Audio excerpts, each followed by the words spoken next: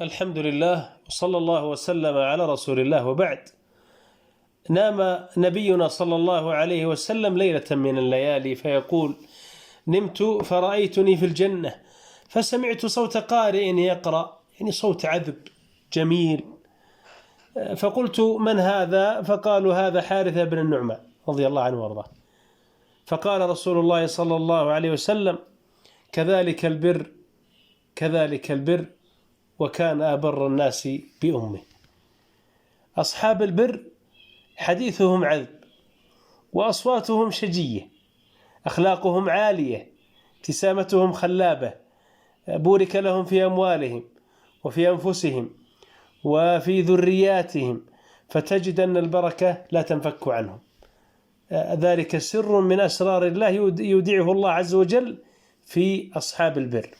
والبر رزق يرزق العبد به، ولذلك في الدعاء: اللهم إني أسألك أن ترزقني البر أو البر بوالدي. نجد أن البر يصوب الأم أكثر من الأب،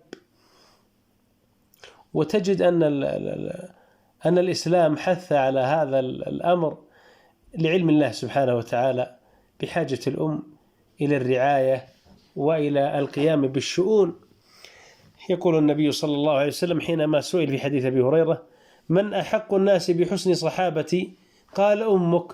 قال: ثم من؟ قال: أمك. قال: ثم من؟ قال: أمك. قال: ثم من؟ قال: أبوك. سبحان الله العظيم.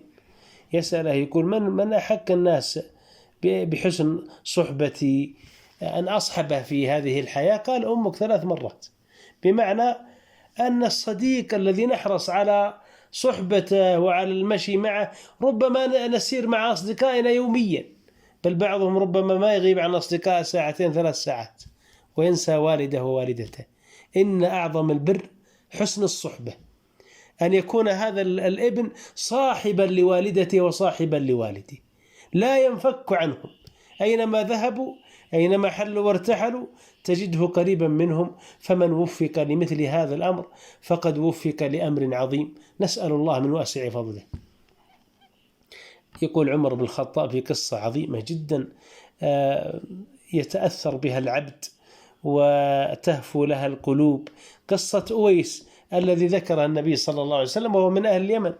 فيقول صلى الله عليه وسلم: إن خير التابعين رجل يقال له أويس، وله والدة وكان به بياض، فمروه فليستغفر لكم. سبحان الله العظيم. يقول النبي صلى الله عليه وسلم لأصحابه الكرام العظام: إذا أتاكم هذا التابعي فاسألوه أن يستغفر لكم. لماذا؟ لبره وصدق إحسانه لوالدته عليه رحمة الله. إن مثل هذا البر يجعله الله عز وجل للخلق فيبارك لهم بسبب هذا البر.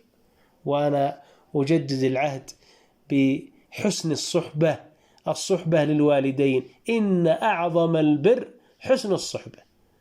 أبو هريرة نعلم بر بوالدته، ورضي الله عنه وارضاه كان لا يأكل معها في إناء لئلا تسبق يده إلى شيء قد سبقت إليها عينها أو إليه عينها، فيكون قد أخفق في برها. بل يقال أن أبا هريرة لم يحج إلا بعدما ماتت أمه برا بهذه العجوز المباركة. يقول محمد بن المنكدر عليه رحمة الله يقول: بت أغمز رجل أمي وبات أخي عمر يصلي الليل، وأنا أغمز وأدلك قدم والدتي حتى أصبح الصبح. فيقول: وما يسرني في ليلتي بليلته. يقول: ليلتي عندي في نفسي أجمل من ليلته، مع أنه كان في صلاة.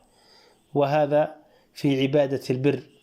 علي بن الحسين قيل له: أنت من أبر الناس ولا نراك تأكل مع أمك. قال: أخاف أن تسبق يدي إلى ما قد سبق إليه عينها فأكون قد عققتها.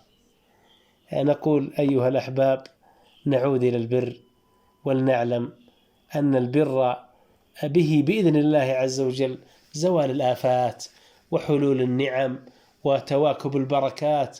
فلنحرص قدر المستطاع أن نعود إلى إضحاك الوالدين إن كانوا على قيد الحياة وإسعادهما، إخبارهم بالأخبار الطيبة المباركة، استشارتهم، إهداء الهدية لهم، إقامة المناسبة لهم أو على شرفهم، استشارتهم في السفر وغيره.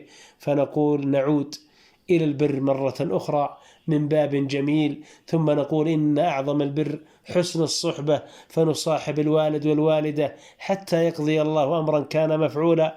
ولا يفوتنا أن نقول لمن فارق والداه هذه الدنيا الفانية أنهم بإذن الله عز وجل في جنة باقية عالية، وأن البر لا زال لك فيه فرصة، بل أعظم البر ما يكون بعد الوفاة.